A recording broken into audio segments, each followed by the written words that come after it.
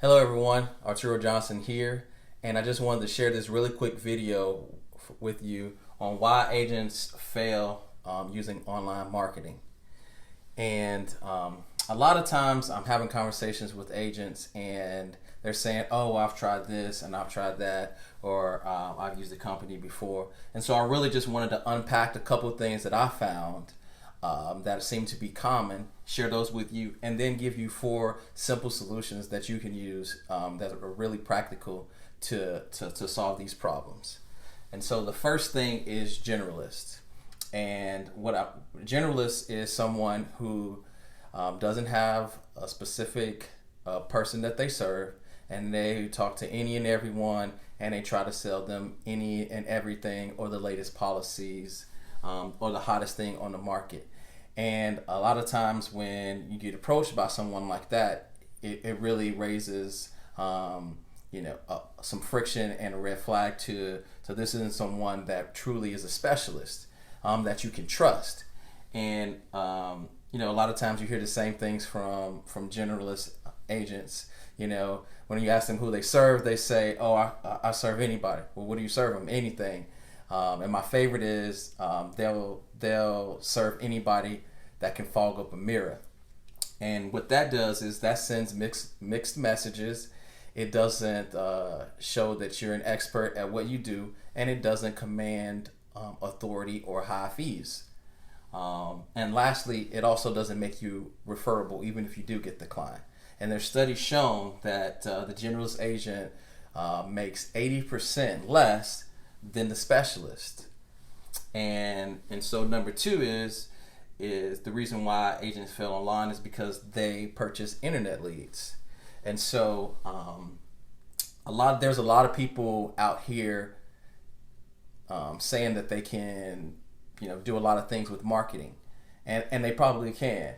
But when you get to working in the financial service professionals industry, things are a little bit different. So the guys who are internet marketers think that if they get leads for, a dentist or a chiropractor or a restaurant or something like that, then they can do it for life insurance agents. And the difference is that the types of leads that you're going after, which aren't even leads, they're qualified prospects, they're more sophisticated type of individual. And so that's why a lot of internet leads don't work. And coming from someone who has been able to generate leads for tons of agents, I know that a lot of guys who are in digital marketing, first thing that they do is say, oh, I want to work with financial advisors. They seem like they make a lot of money. This should be easy, right? But they don't understand compliance. They don't understand FINRA or SEC guidelines. And they don't understand the difference between a lead and a qualified prospect. And the third piece is lead agency, and that ties into buying internet leads. So lead agents think that because they have a system that works well for all these other industries without knowing anything about our industry, that they can just come in and duplicate it. And even if they do have some success, it's not sustainable because they do not understand those things that I mentioned before. And so a lot of times people will try out agencies and get burned, which I really hate.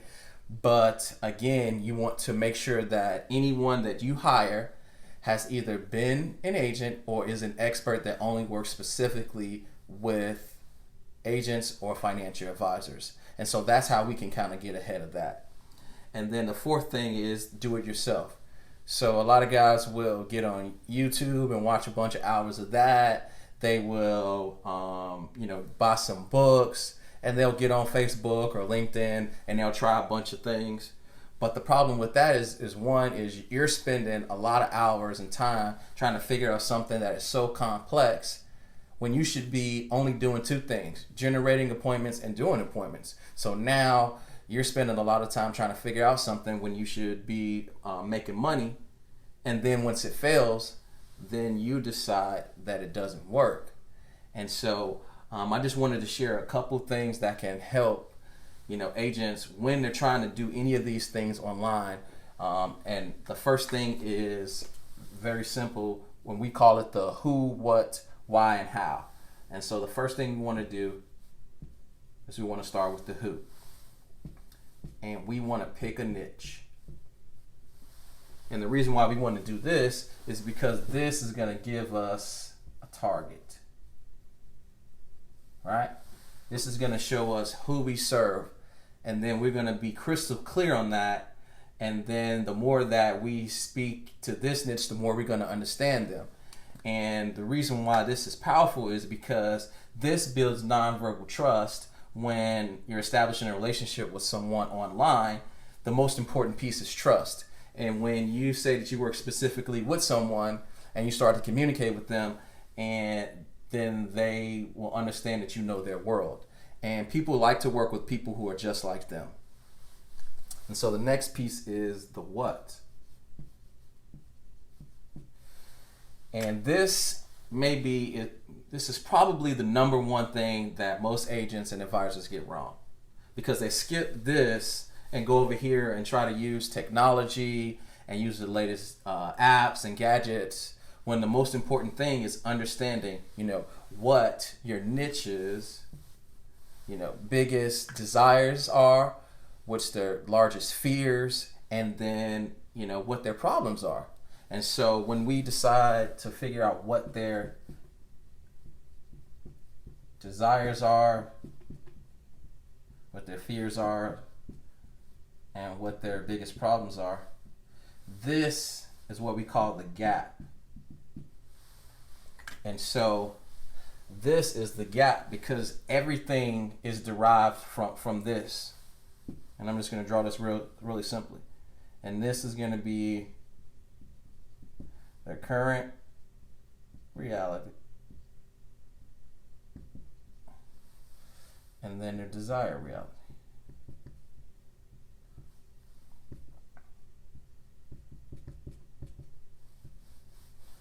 And in here is all of this. And so this is the gap. And this is where everything stems from, in this gap. And so I'm not sure why a lot of people miss this, but this is the sum of an expert and not a generalist. And the reason why this is important is because this is what you're doing in the fact finder, right? You're figuring out where they are, where they want to be, and then mathematically you put together a plan for them so that they can either have some tax-free money in retirement, make sure they don't run out, or legacy planning, right? So if you would do this in the fact, why wouldn't you do this up front? And so this is very, very simple, but I see a lot of people miss that. And so that is the what. And so then the next piece is the why. And the why is, why are they having these challenges, and what's kind of standing in their way of doing it on their own. And so when you figure out what they're, what's holding them back, and why they haven't gotten to where they want to go, then you can understand how to solve this problem. And so this is very, very, very simple. But again, I want to stress the fact that everybody focuses on the other things when this is the most important, keeping it very simple. And then the next one is the how. And how can you solve this problem? How can you solve this problem that they can't seem to solve here, that's standing in their way, when you figure these things out? And you want to be able to solve that very well.